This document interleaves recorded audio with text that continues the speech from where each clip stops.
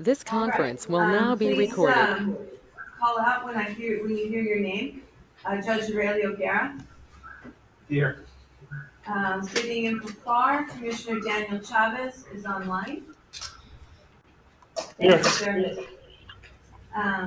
Mayor Chris Boswell. Here. Mayor Trey Mendez. I'm here. Thank you, sir. Mayor David Suarez, a representative from Westlaco. Mayor Jim Darling. Here. Excuse me.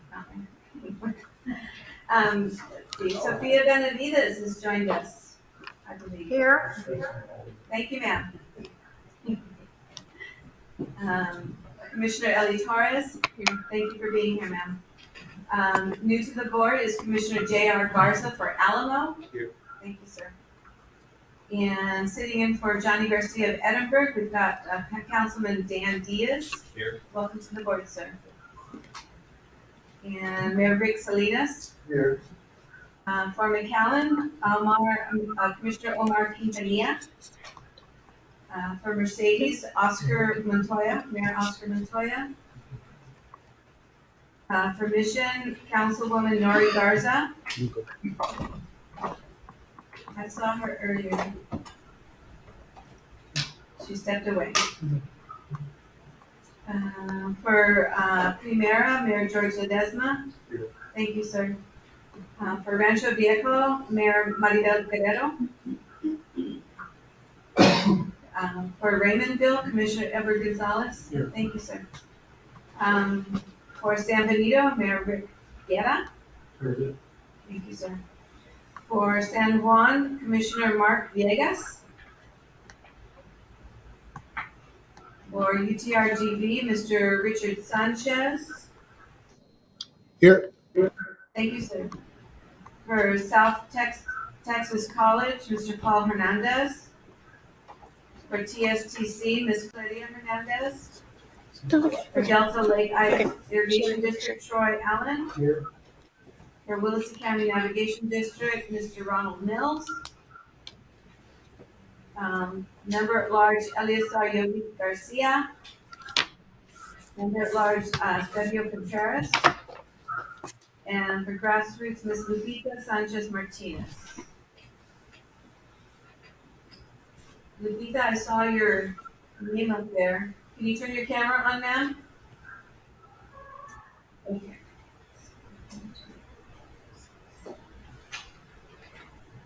We have a form, even with those with their cameras off. Thank you. Okay, so that was item 1A, so we'll go to item 1B, the invocation. Please stand. Mayor Darling. Yes, sir, thank you. Please bow your heads. Lord, please bless us body today, public servants, so that we make the best decisions for all the citizens that we represent.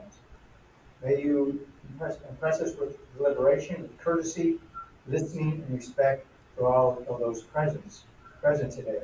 In your holy name we pray. Amen. Amen. Please turn to the flag. I pledge allegiance to the flag of the United States of America and to the republic for which it stands, one nation, under God, indivisible, with liberty and justice for all. You may be seated.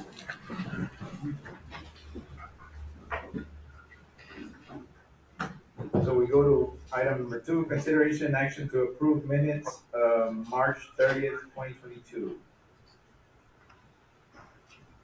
Can I entertain a motion? I have a motion and a second. I'm sorry, who seconded? Commission.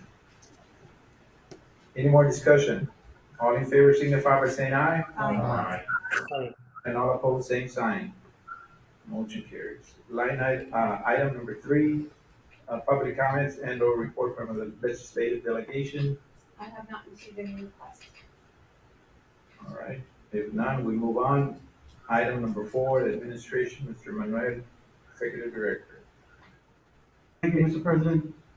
Welcome, everybody. Good to see a bigger crowd this time around. So we missed it. So hopefully we can eventually move forward and have them live in person, feature call board meetings. But there's always an option for a hybrid still. So thank you so much for taking the time to join us. The first item is consideration and action to set a date and format for the 2022 nomination committee meeting.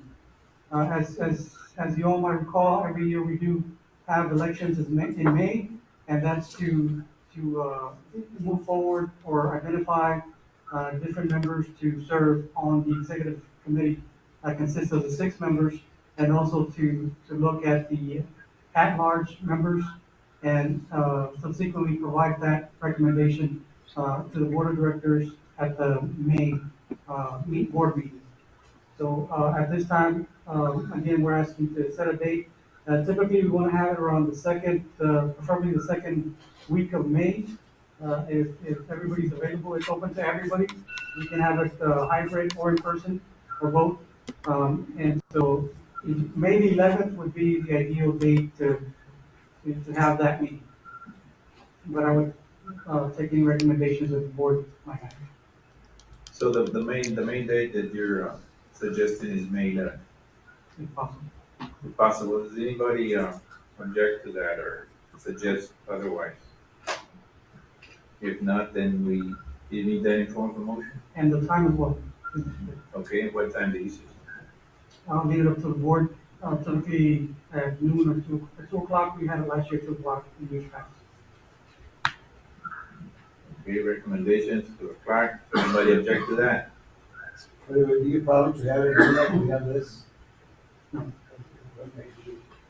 It's based on the board's availability.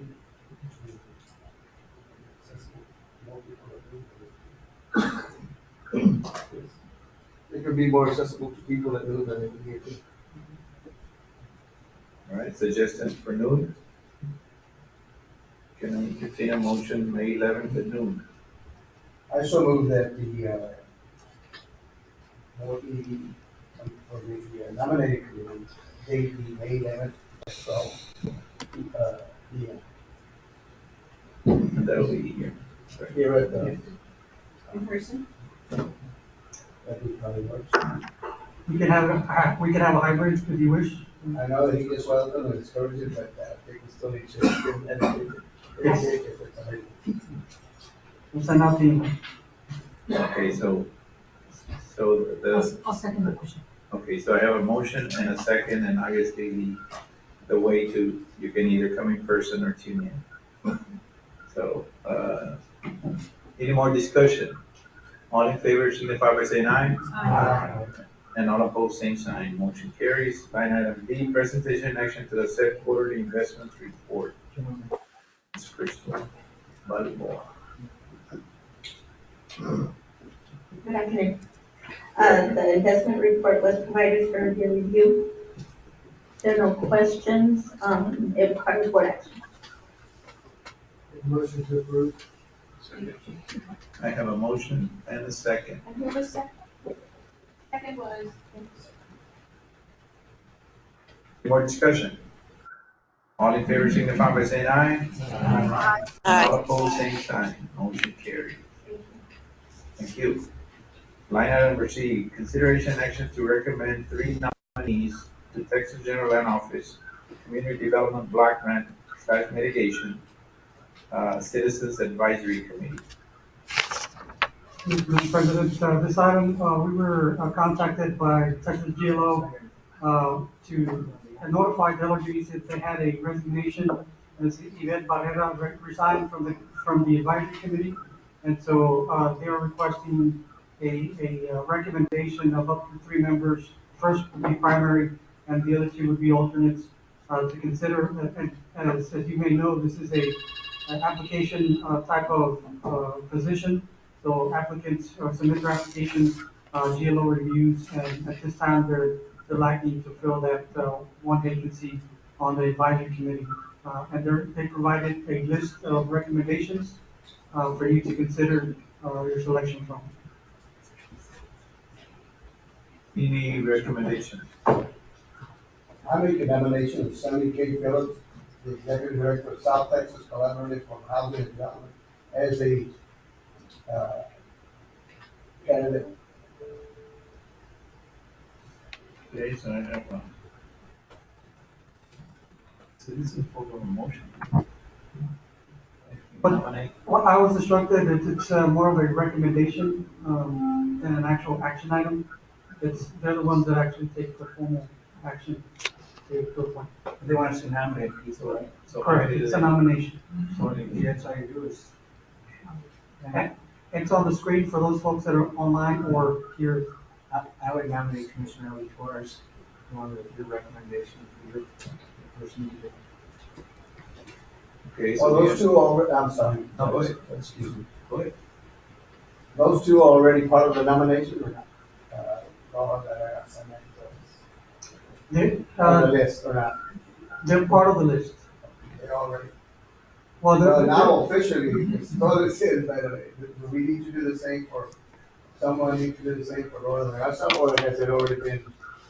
no, the list, as you can see up there on your screen, that's a list that they provided, that they instructed us to select from. And so from that list, you would select the primary and the two alternates. I think So we're, Laura Del Garza and Elliot had just applied, but they have been nominated by us, so we're looking for a recommendation from us, from the council. okay, so nonetheless, we have two, right? Judge, I would like to suggest Joey Garcia as the third, Right? and see where you go. So we have three. Yeah. Judge, well, you're on the list of the submissions from the GLO, so do you want to care to serve? I think I have 2 months on the plate. I don't know if you know, Mayor, I missed the last one. I'm gonna pass on this one, Mayor, but I'm really appreciate you thinking of you being up there. Well, we should defer to the, Yeah. So we need, what more still? We have, well, just for clarification, we have Sonny Phillips, Commissioner Torres, and Mr. Yogi Garcia. So is that the slate of three, or do we need to decide on the primary? Okay, so the primary would be between Mr. Sonny Phillips and Commissioner Torres? Is that it? Okay. Referring to Mr. That's a fine. So we have the three, unless you want to recommend. Okay, any others? We do have the three, which we were seeking in terms of the number. Yeah, it says here they asked for an ordered list, I guess that means they want us to do 1, 2, and 3.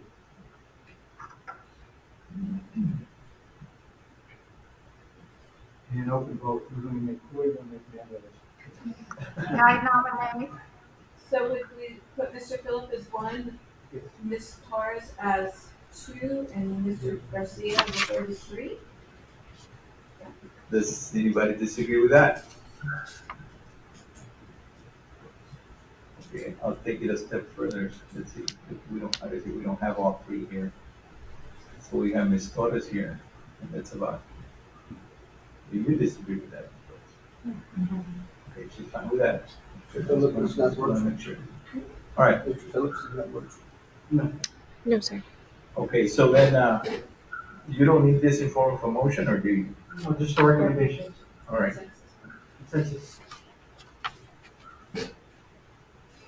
all right, so that's, Let's just do it so no confusion, we'll do Right, that. I move that we do those. And I second that. And it's three, and what do we just? I have a motion and a second. Any more discussion? All in favor signify by saying aye. Aye. And all opposed, same sign, motion carries. Line item 4D, presentation possible action, the Texas Gas Service Cost of Service Adjustments.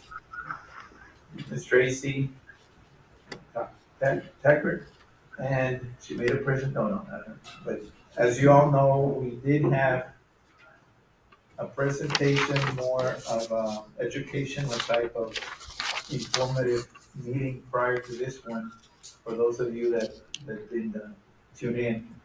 So there was some clarifications, discussions, and what have you.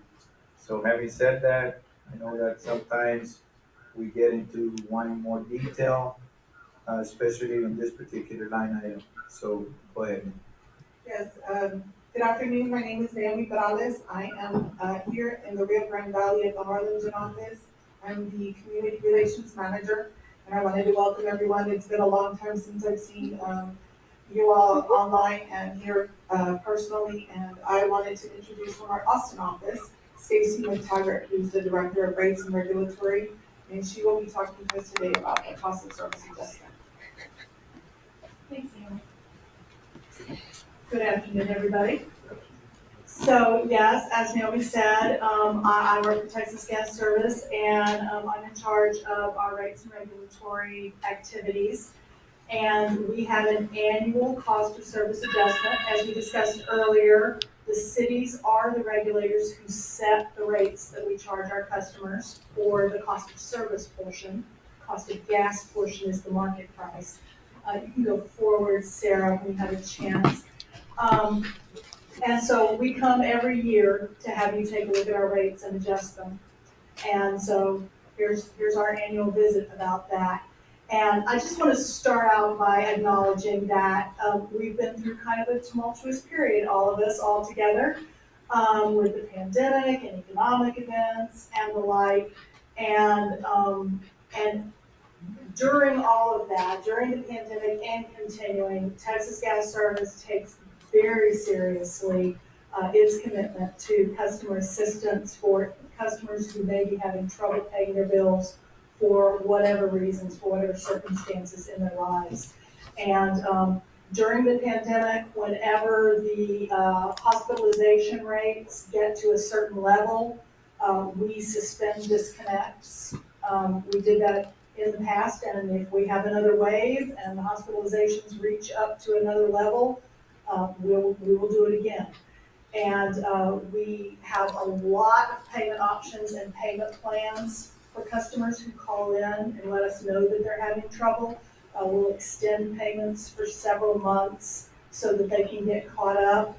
We have a program called Share the Warmth, where customers and the company can make contributions, and then there's dollars available for customers to apply for if they need help. There's also federal programs, and our corporation, our parent company, One Gas, has a foundation, and the One Gas Foundation also makes donations through the United Way and other community organizations to help. So we are committed to being involved in the communities that we're in and helping, especially helping customers who may be having difficulty for whatever reason.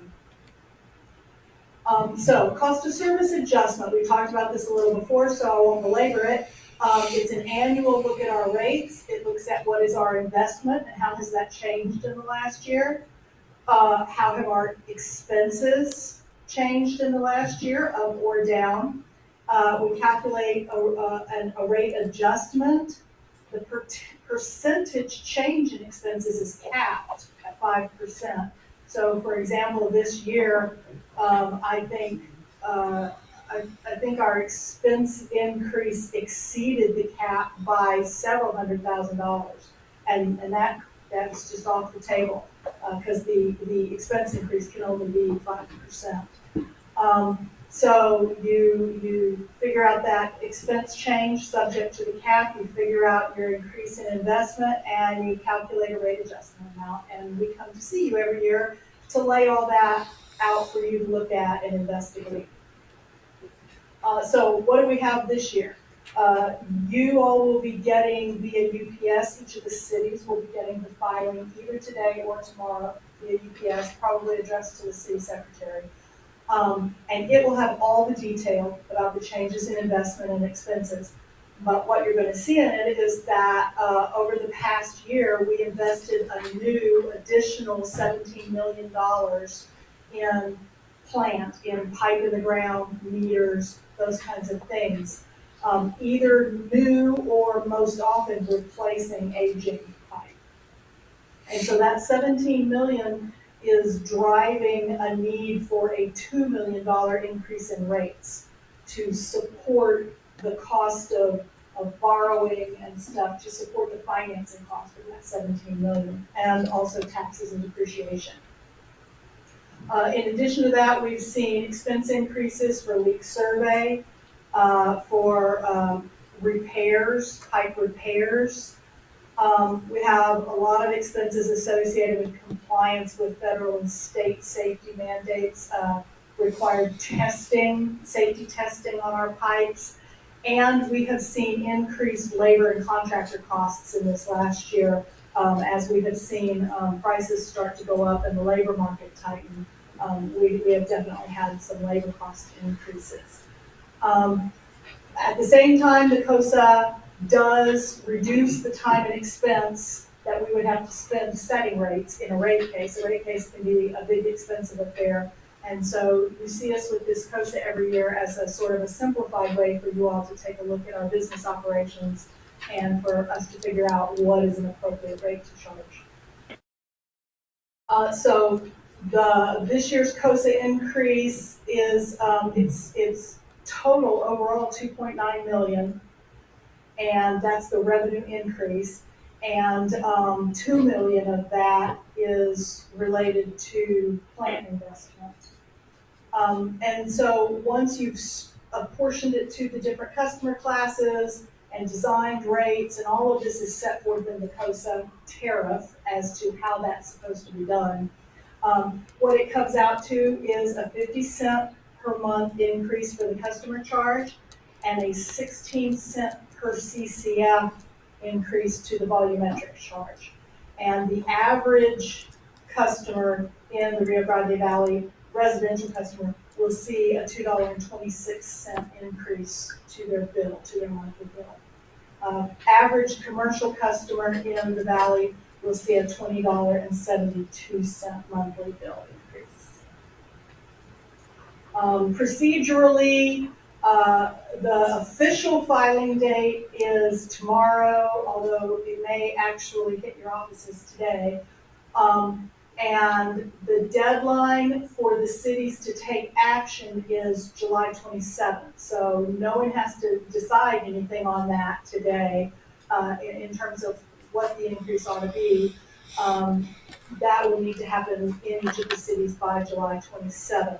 And then the increase, whatever increase is approved, will take effect with August bills. And then I believe that what you all usually do is at this meeting every year, you all vote to take action to hire somebody, or to authorize one of y'all to hire an attorney to review the case, to help you review the case. So that's it for the COSA, and I'm happy to answer any questions about the COSA, but just to close up before we answer questions, just want to reiterate that we are very sensitive to the conditions our communities continue to face, and sensitive to the impact on our customers of these cost increases. But our top priority has to be maintaining a safe and reliable system, and that means replacing aging infrastructure, and that means rate increases, unfortunately. So that's the main reason we're here, and we have to prioritize safety that way. We do have flexible payment arrangements and options for assistance for customers who are negatively impacted by this and have trouble paying their bills. So I'm happy to answer any questions about the COSA. Just on the last piece of information, so that's ongoing, every month there is that service for customers? Yes, sir, that's right. Hearing no question, I make a motion that we send a letter out to the 34 participating cities recommending suspension of the rate, and upon recommendation from the city steering committee, we hire rate case consultants, attorneys, and accountants as necessary, subject to us being reimbursed, and proceed from there. Okay, so that's in form of a motion, right? Yes. That's in form of a motion. Yeah, that's in form of. Okay, do I have a second? Second. And the second. And this is typically how we do it historically. Yes. Yes. Is there discussion, Judge? I'm sorry. Yes, I know I'm absolutely. new here, so maybe I can ask the question that maybe has already been answered, but and, with any increase, I see it's a $2.26 increase for residents and $20 for business.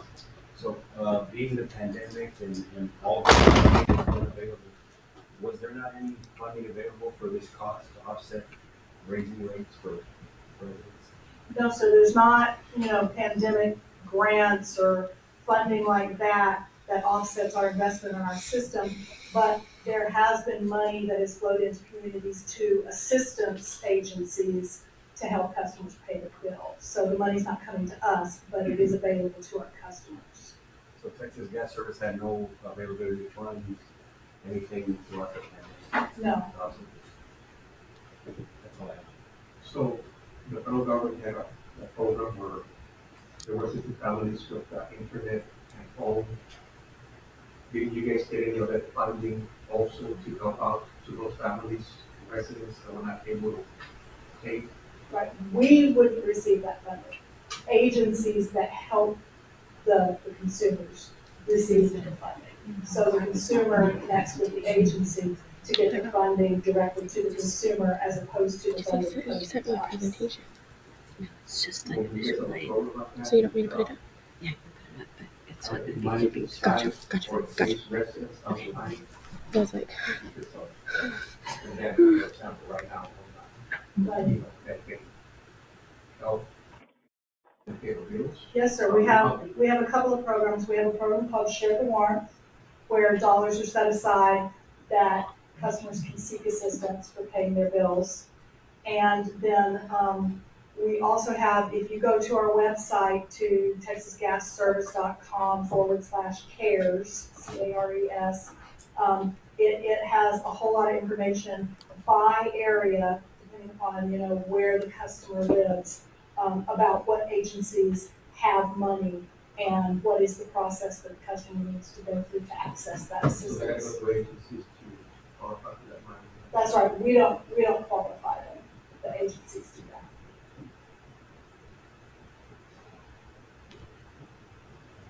So there's some new monies. You remember what the number is, and this happened, we need one of those agencies for utilities. So we have a motion, a second. Any more discussion? All in favor signify by saying aye. Aye. And all opposed, same sign, motion carries. Thank you so much. I know that, we all want to do what's best for our residents here in the Rio Grande Valley, and thus, because you're monopolized, that makes it even harder. You create that image, right? Right. And so, but I want to thank you for the services that you do provide for our residents here in the Rio Grande Valley. All right, Thank thank you. you very much. I appreciate y'all's time.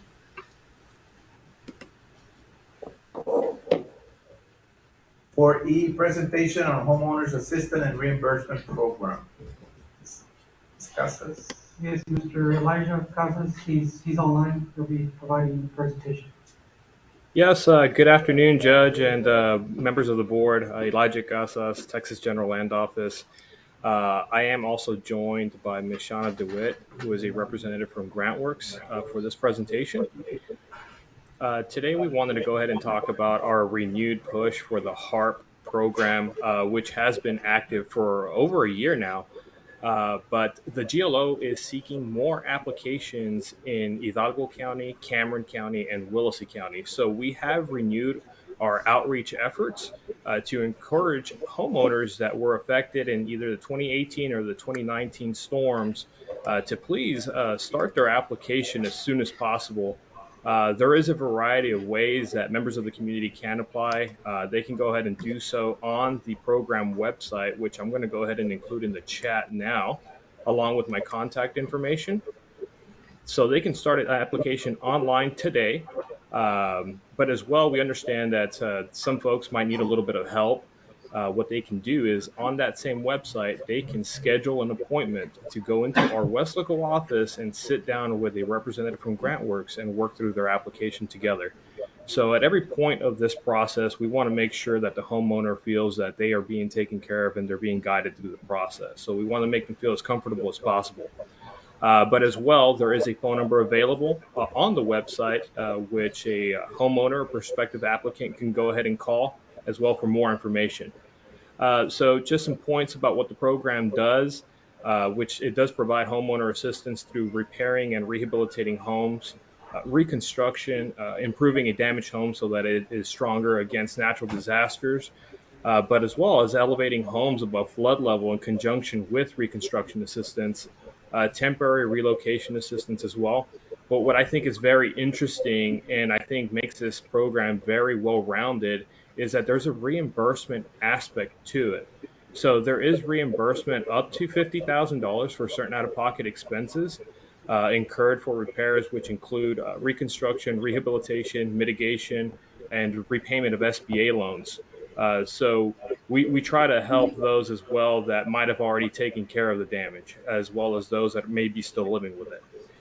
Again, we are driving this push at a grassroots level once again, but we are seeking the assistance from our stakeholders in Hidalgo County, Cameron, and Willacy counties to help get this message out to your communities. We've already had some great feedback from cities and counties, commissioners as well, on how we can approach this. We've had some meetings, but we are seeking more opportunities. So if there are any other organizations that you'd like for me to go ahead and go talk to, give a phone call, set up a presentation in a colonia, whatever it might be, we'll go out there and get it done. So again, my contact information is on the chat, but as well, I do have Ms. Shauna available for any questions that you might have about the program.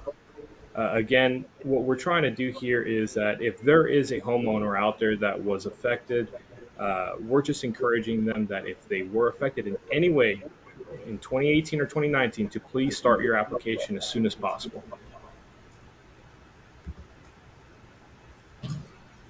Okay. This is Ann. Can I ask a question? Sure, go ahead. I don't know why these programs always depend on clients going on the web. In the first place, most of the colonias still are not hooked up to broadband, and they get very discouraged when they do get on the website. So if the only way you're going to get the number is to go on the website, then it's not going to happen. And you do depend on those of us who are nonprofits to do that work. Why can't you attach something to the electric bill or the water bill so they can get it with a number to call? Because we know there still is a digital divide. That's the question. Yes. Elijah, did you want to take that? Go ahead, Shauna. Yeah, so applying online is just one of the ways in which applicants or residents of the community can apply for HART. However, we are available in person as well if they want to schedule an appointment to sit down with us, or there's also the opportunity for us to mail out an application to them. Along with the affidavits and things like that, if they want to take time at home to kind of look through all of their documents, collect everything before going in and scheduling an appointment. And we have notaries available as well, because there are some affidavits that do have to be notarized. But we are available in a variety of ways for them to apply for assistance. But the online application is just one of the ways. I will say that it has not been the most utilized way. Most of our applicants have applied in person or at an application intake. Any other questions?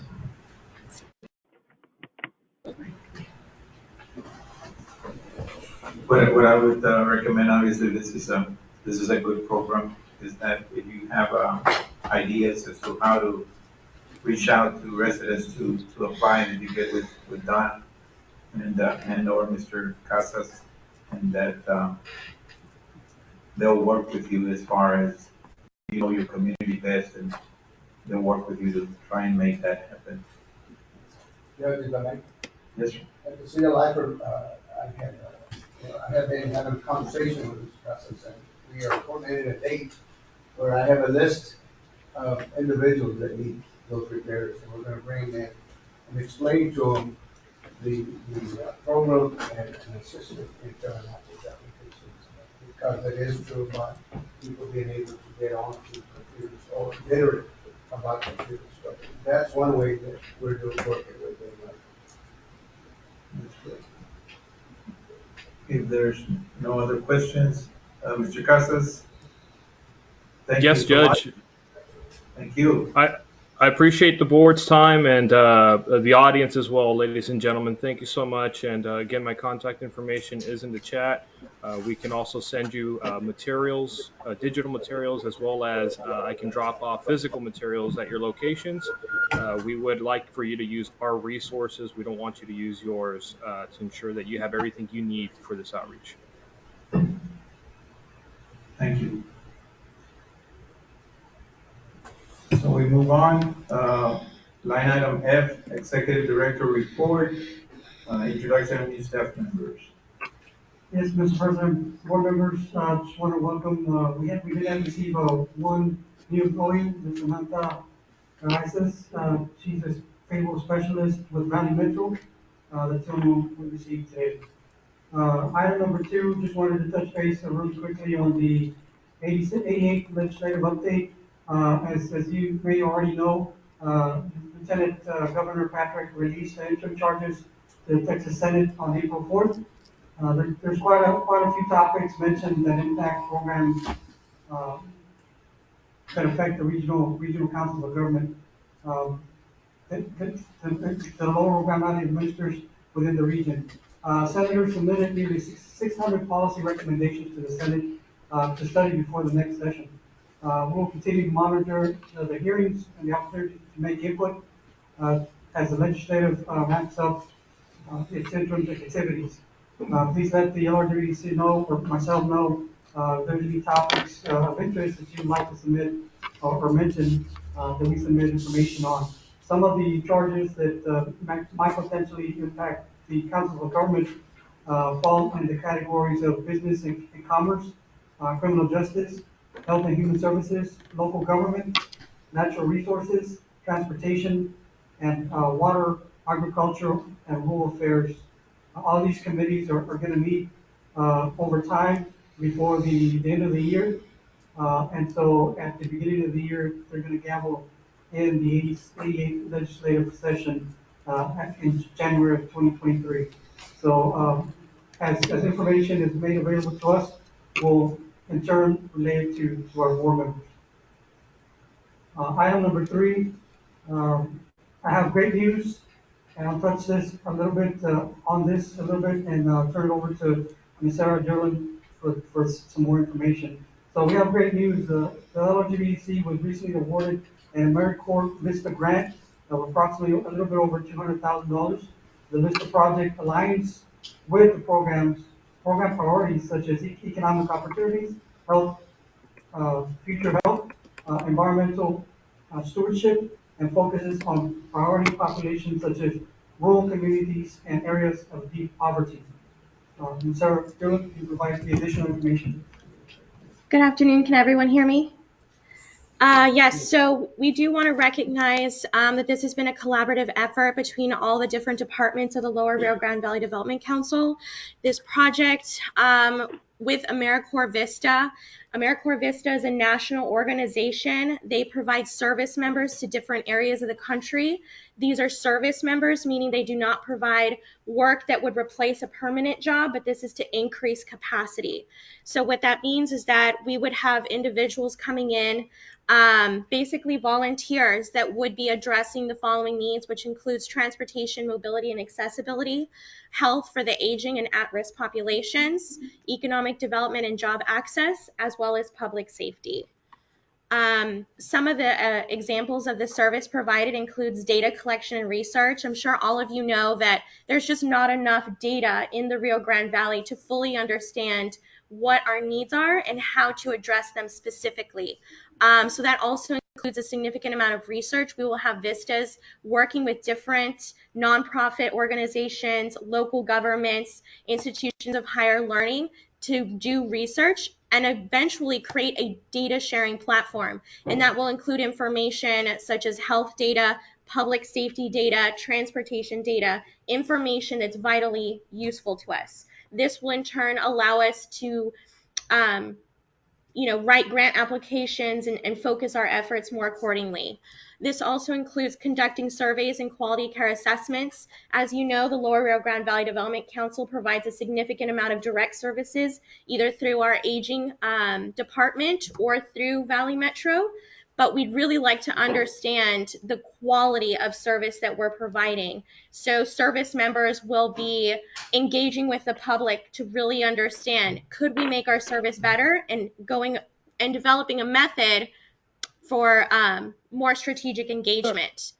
We will also be focusing on new collaborative partnerships. Are there new organizations in the Rio Grande Valley that we just haven't connected with? How do we form those collaborative partnerships? And how do we ensure that every single board member and participant of the LRGVDC will have access to those different resources? We will also be working to create a network of program support and volunteerism. So one thing that AmeriCorps focuses on primarily is sustainability in volunteerism. So how do we get individuals to participate in our different programming and spread the word, and making sure that this is sustained for years to come. But again, we received $277,000 from the federal government. It includes 12 AmeriCorps Vistas and 1 team leader that will be strategically working with them to coordinate and making sure that everyone's following their duties. And then it also includes a $40,000 cash match for a program directory's salary and fringe. So there will be an individual working at the LRGVDC who will be coordinating all these efforts, from the top. But again, this is a long time coming, and eventually the goal of the LRGVDC is to become an intermediary in which we will be coordinating with nonprofit cities and placing vistas in different organizations. So this is just the first step in getting the vistas to the valley, but eventually we will be coordinating with the rural populations, individuals in the colonia, and everywhere to ensure that there's a vista present. I would like to point out that the only other Vista organization or organization with vistas is Hidalgo County. So we will be coordinating with them throughout the efforts as well, just to ensure that we're not duplicating. Thank you. So with that, I just want to thank Sarah and all of my directors for their cooperation and information that they provided. As you know, the LRGVDC is considered an extension of our local governments. And so the more we interact, the more data we collect to become a clearinghouse for our future growth within the valley, and everybody has a central point of contact to ask for that information that'd be readily available. So thank you. Okay, thank you. So with that, we go to item 5, Department's report, and it's Community and Economic Development. Mr. Rick Cabrera.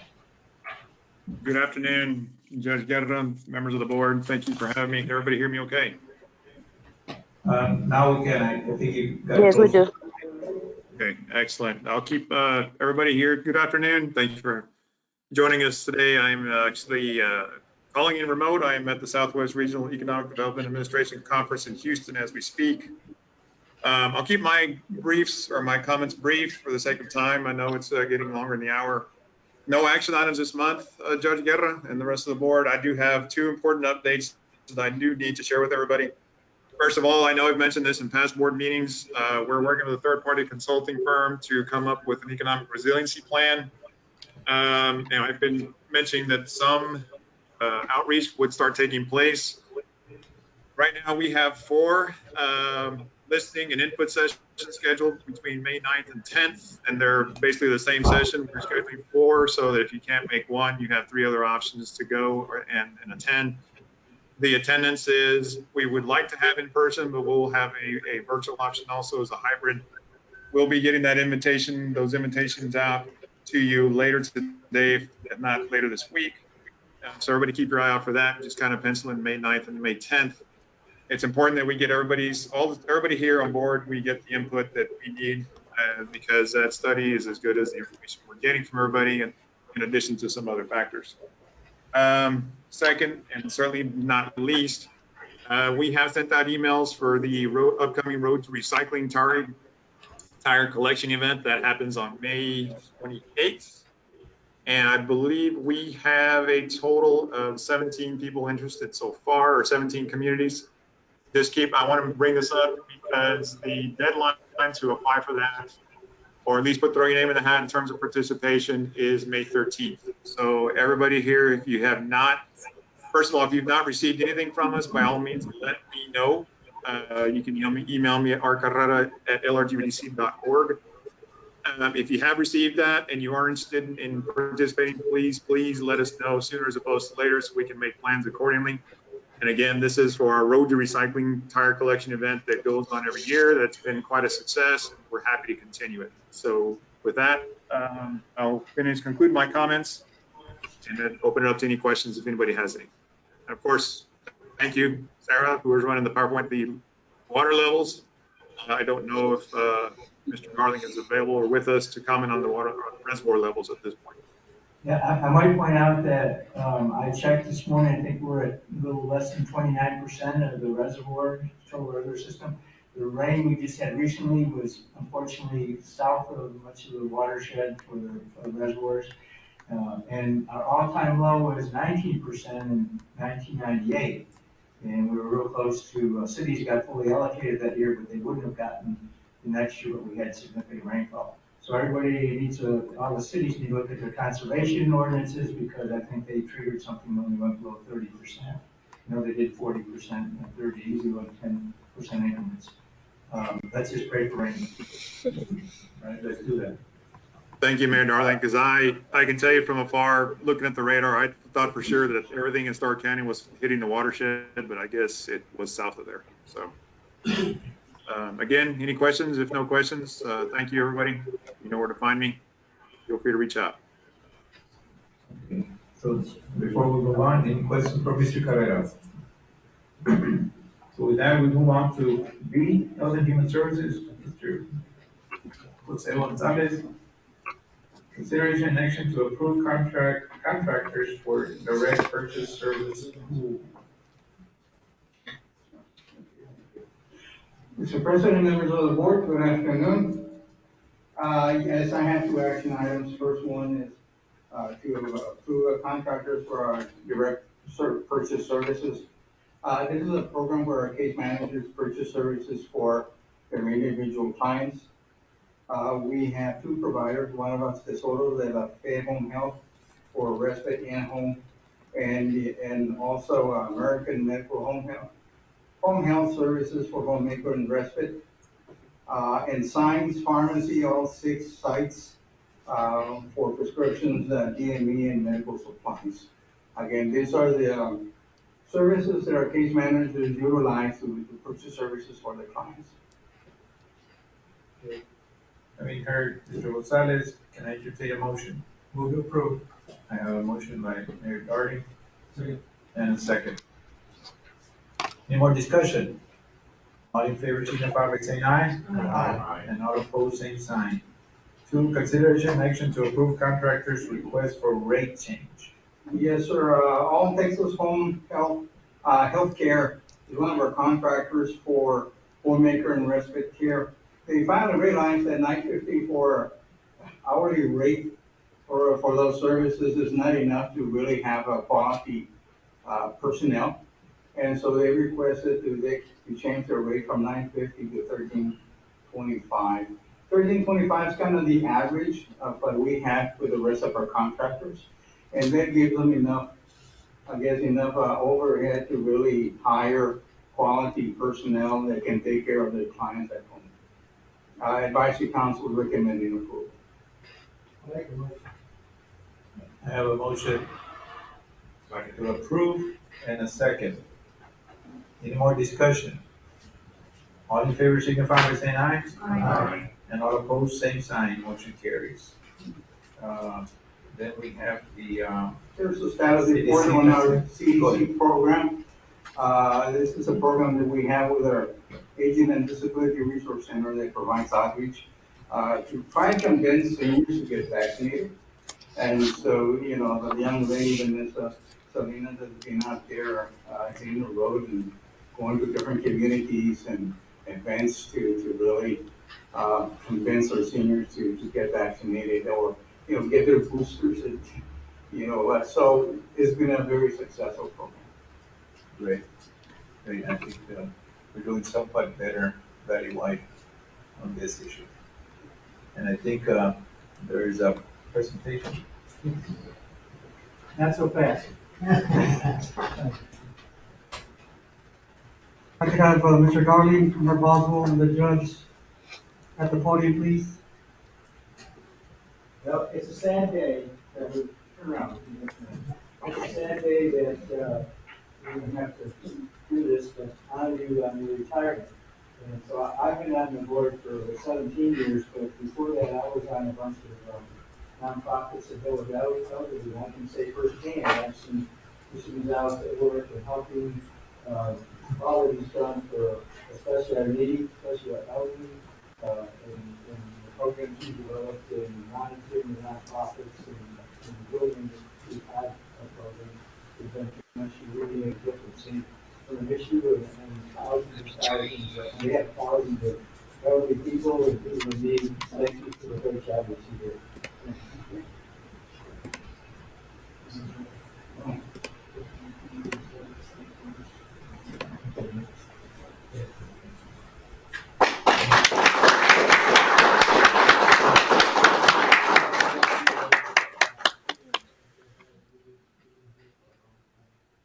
Your best personality is his job.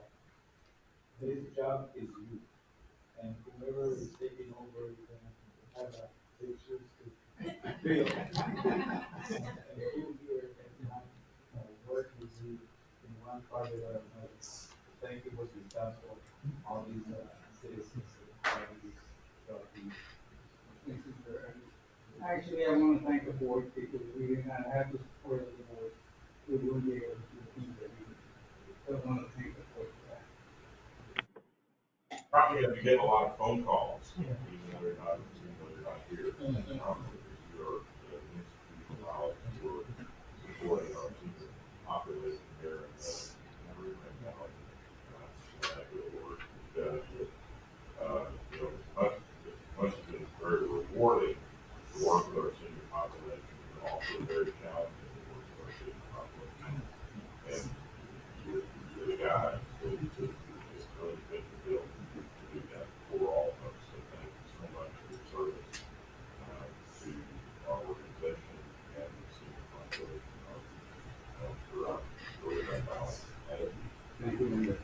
I was going to say, I've served on the board, executive directors, for about 10 hurricane zones, Ron Nelson, Manuel Reyes.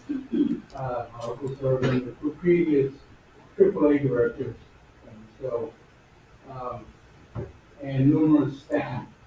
And I couldn't do all this without, of course, a very committed staff. And so, I want to thank them also for making me accessible. And we appreciate it.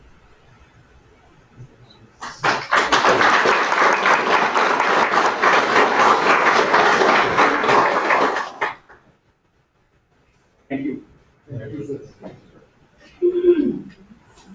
Sorry, I do have some pictures if you want.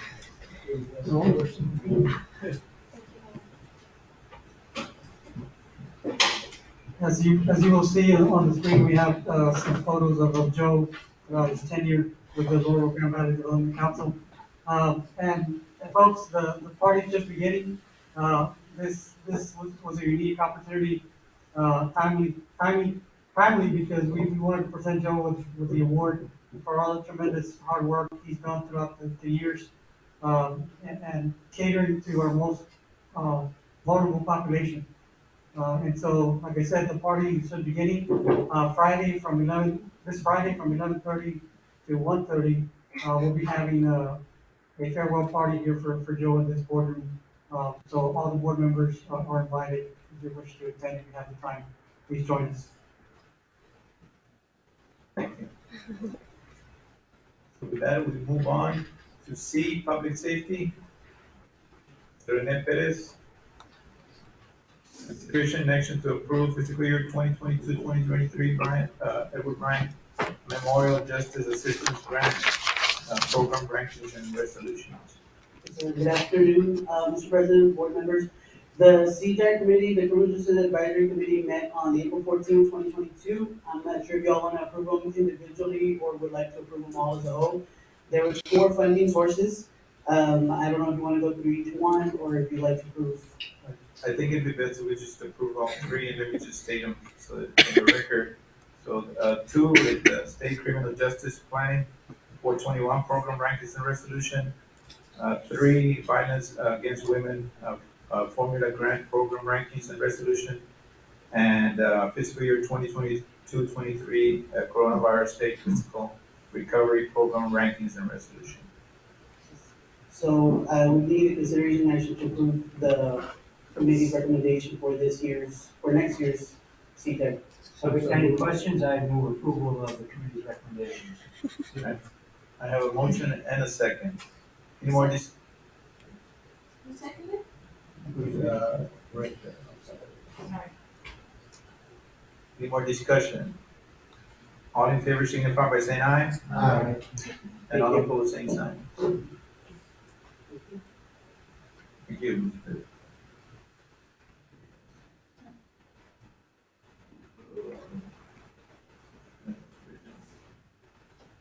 The original Police Academy status report, Mr. Schneider. Good afternoon, Judge, members of the board. No action items for the police academy. I do have your status reports, which should be included in the tablet. And in the essence of time, Judge, I know we're over your hour. So I'll just touch briefly on a little bit of the things that we picked up when we went to the TCO meeting. So nothing really is going to impact the academy drastically, but there have been some definition changes with the administrative code that will now allow us to decipher between dishonorable discharges for a member that is separated from an agency versus an applicant that receives a dishonorable DD form 214 when they leave the military. So there was a lot of clearing up of the language within the Texas Administrative Code in chapters 211, 217, 18, 19, 21, 23, and 27. Aside from that, we're still continuing on with in-service throughout the valley. We currently, at this moment, we are conducting a firearm instructor course with members from agencies across multiple counties that are attending currently at San Benito PD. And aside from that, I'll entertain any questions you may have regarding the report. Any questions for Mr. Schneider? None? Thank you. Thank you, Mr. Schneider. Thank you. Rio Grande Valley Emergency Communication District status report with Mr. Hector Chapa. On this item, Mr. President, at the request of the board last month, they requested a presentation on technology, how it impacts our 911. And so I'll have Assistant Director, Mr. Hector Chapa, provide that for you here today. Good afternoon, President and board members. Here, the presentation is the next generation 911, the future for mission communications. What does that mean for years to come for the technology of 911? Next slide. So, for a long time, 911 has just been, law, EMS, and fire, but technology has become available today and has changed. And 3 things have developed through that technology. One being sharing networks with bandwidth and data, multiple public safety and government applications and common IP networks. The second thing that came out of this new technology, we need to foster partnerships and leverage what we can do for one another. And finally, we need to develop strong policies and SOPs that need to be developed with this new technology. Second slide. Here are some technologies that are variations of E911 current requirements. Some technologies have federal requirements, some do not. For example, Wireline does not have no federal requirements. Some state and local may provide some requirements, some voluntary industry implementations. Wireless does have a federal FCC requirement. Multi-line telephone system does not have a federal requirement. Some states may have some. The voice over IP have federal FCC requirements and 88 requirements for CTY. Why does it matter to have federal requirements? For example, for wireless, the FCC requires that they have to find the caller within 20 meters, 40 meters of accuracy. So not having federal requirements, they don't really have to buy such regulations. So that could also impact the now system. It's just not just technology wise, but it's also what is being regulated through all these sectors. Next slide. And here's what we have, the different level of services. We have the wireline, which is the most reliable technology because the caller never moves. For example, you have a phone at your house, you dial 911, that phone is not moving, has a database associated with the address, they're able to call you a little bit quickly. Wireless phase 1, wireless phase 2, those are primarily more for wireless providers at T-Mobile, Sprint. Wireless phase 1 basically just means that we know the tower location. We do not know where you at in a general area. Wireless phase 2, if lucky, we have an idea where you at. And going back to the slide before about the federal requirements, then we have to meet, or the service provider has to meet, that accuracy of level of detail. As for VoIP, IP calls are geographically appropriated to PSAP using the 69.1 networks that provides callback numbers and registered addresses. So depending on what technology you use, you might have federal requirements and you might not, and that might dictate if you're gonna have a nice level of service. So next slide.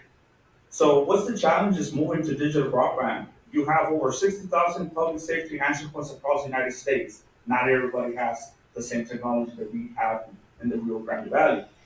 It comes with high costs associated with each PSAP. Costly and aging equipment that needs replacement soon, need data bandwidth to modernize network and IP, caller location issues, as I discussed with the federal requirements. Need for interoperability with other agencies. For example, other districts have NG911, some districts don't have, some under the state program may have that. Do we have the capacity to forward the 911 calls to another agency that might be impacted by hurricanes? That's kind of where we are right now, those challenges. And this boils down to funding. Funding needs to sustain an advanced system. As we move to the digital broadband, funding is needed. Without the funding, you cannot deploy the infrastructure that is needed. Next slide, please. So the next generation 911 vision, basically, what is this technology supposed to look like in the future? Regardless of what system you use, from a telephone, from a cell phone, anywhere, any device, it should have accessibility to the 911 system. That is the main goal for NG911. But, on the next slide, please. Right now, why do we need NG911 as current and new calling devices? Now you have all these different type of gadgets, right? You have text, IMs, SMS, PDAs, wireless Wi-Fi max, and sensors and biometrics, and you have all those devices are evolving, and that's the reason why we need the next generation of 911. Wide spectrum of users emergency support needs, dead and hard and hearing. For right now, for that community, we don't have a technology that we can accept video, but NG911 is supposed to go into that direction where we can see video, live feeding, into the 911 system. Next slide, please. So that boils down to all the purposes. We really want to fully replace enhanced 911 with all capabilities and functions in place today. Add flexibility for the PSAPs and 911 authorities. Add capabilities to support changes for foreign and new types of origin and service providers. Add capabilities to integrate and interoperate with emergency entities beyond the PSAP. Next slide, please. This technology uses something called IP network supporting. And this is some of the things that you want to consider by using IP networks. Use IP networks as they develop, now one or other 16 public safety networks, counting regional, state, national, linked together as the networks of networks nationally and beyond. NG911 functions run on the IP networks and must meet NG911 standards. Security issues must be addressed. Expanded data access with wide area national emergency communication capabilities. So like the slide that I spoke about previous, one of the challenges is how do we connect all this with across the 50 states so it can be a real system in case we get hit like another handle that we did and we lose sites and we're able to move all across San Antonio. Are we there yet? We have deployed NG911, but we're just reaching the surface of that technology. Next slide, please. I know that on the previous board, they talked about 3G. Just want to let you know that 3G is discontinued. As you can see, for January the 1st, 2022, Sprint and slash T-Mobile, they shut down the services. What does that mean for the user? They won't be able to send text calls, make or receive calls, use data services, or to not have access to now one. Roughly about 9% of US wireless utilize 3G. On February 2022, AT&T discontinued their services for 3G. Verizon is the last player that will discontinue the services through December 31st, 2022. So they won't be able to use the phone at all. Not for now on, or to make calls, or none of those services that they use on a day-to-day basis. But the whole point of the presentation is that the technology that we're hoping to continue to support is going to require funding. And with the support of the elected officials, we were able to sustain the NG91 efforts. And thank you. That will be my presentation. You have any questions? Did you prepare that yourself? Yes. Could you, on behalf of the Council of Government, send that to the Comptroller's Office, to the broadband committee that they created in this legislature? They had a meeting yesterday, and they talked very briefly about 911, but that was it, for like one sentence. I believe because they have a bill, the 2911, right now that is there. We got, there's $151 million. I think that's the reason I didn't want to talk about it too much. My impression is it is what to do about it, so maybe this is a helpful start at least. Yeah. Yeah, no, and not only that, also at the federal level, the FCC is getting ready to sell some spectrum. And so that's going to tie into, similar to what we did with the interoperable communication, radio interoperable communication system, where they sold spectrum to raise money to implement a nationwide, interoperable system. They're going to do a similar thing with 911 for next generation. Is the current commissioner of the FCC is looking at that and to raise some more money so it can come down to the different channels to the districts and or state 911 programs to fund, systems such as the one we currently have. And it takes funding, folks. I will tell you that, I don't know if we were better off with the old system or the new system. I think the new system is the way to go. But in relation to costs, we saw a tremendous spike in the cost of the equipment. We were probably spending average about $400,000 with a year with the old system. The new system is upwards about 1.3, 1.5 million a year to keep going, to keep it connected. And so that's just to keep it running. We haven't, there's no estimated, we haven't tapped into the upkeep and maintenance of the system, which is why we have the HB 2911 that passed last legislative session. Unfortunately, the governor did not sign it into law. And so for this coming legislative, the 88th, we're going to spearhead that effort again to try to pass it this time around so that funding can be utilized to maintain and keep growing, and expanding and enhancing the current 911 system for the entire nation or the state of Texas. For one. Any comments or questions? So at this time, we have the engine. Next generation 911 is called EZNet. We migrated to that new system late last year, and currently we're running with that system in place. But it's going to grow. We're not using it to its capacity at this time. Is that what was Correct. the presentation? Correct. We're just scratching the surface right now. It has so much potential, but again, it needs funding to back those decisions and those other features. So on the NG911, is the objective to make it 100% broadband? Yes, the objective is to be able to quickly recover when we lose a PSAP. With the old system, it takes a long time to bring up a PSAP operation. The idea here is to be able to pass a 911 call to Cameron County, to Willacy, to start whoever, Right. So easiest quickly. To not be dependent on wire. Right? Yes. In the old system, we had one tandem in and out of the valley, which off of 77.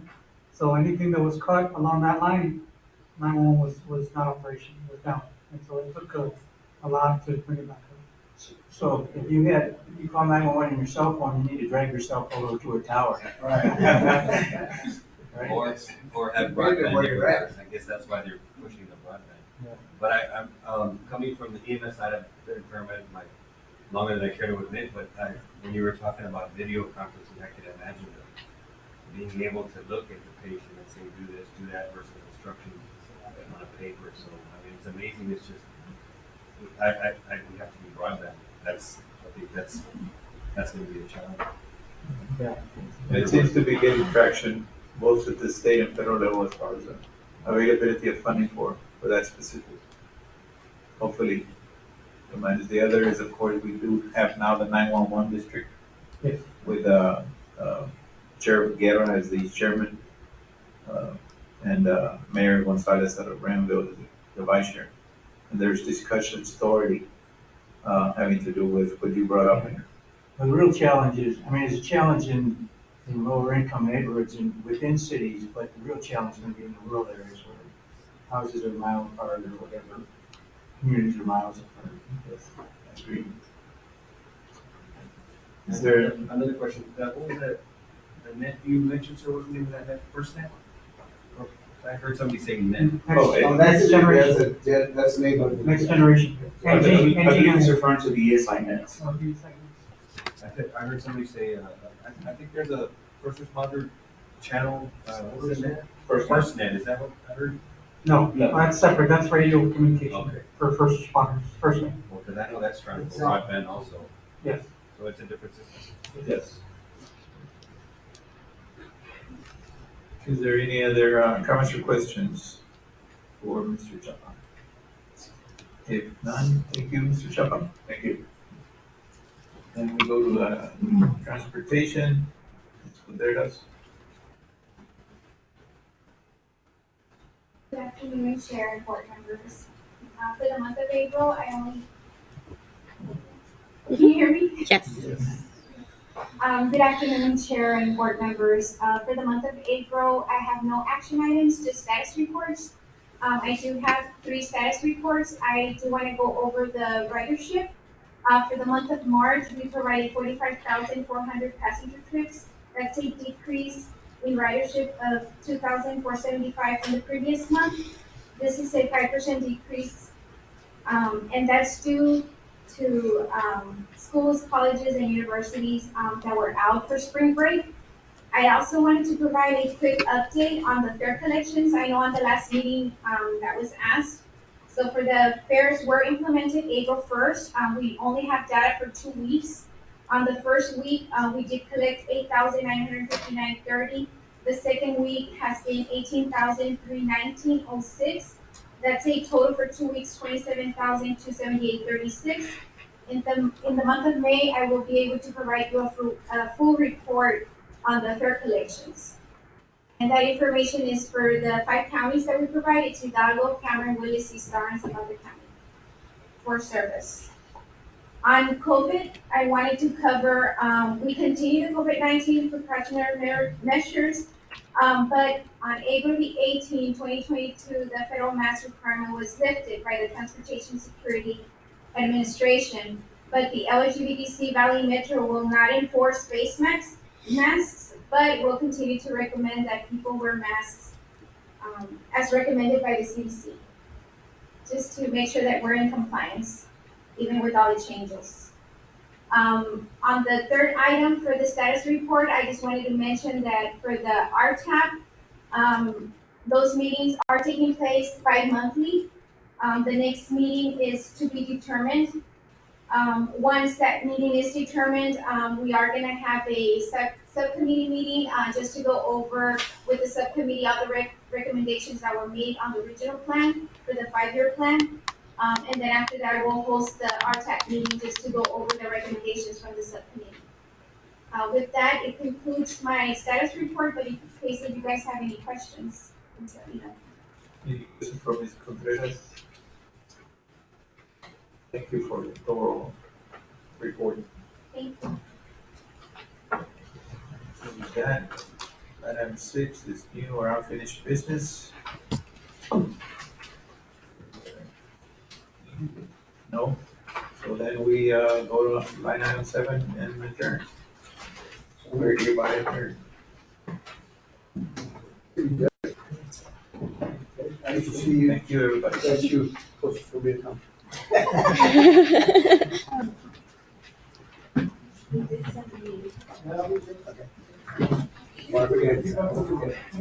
It says, a minute.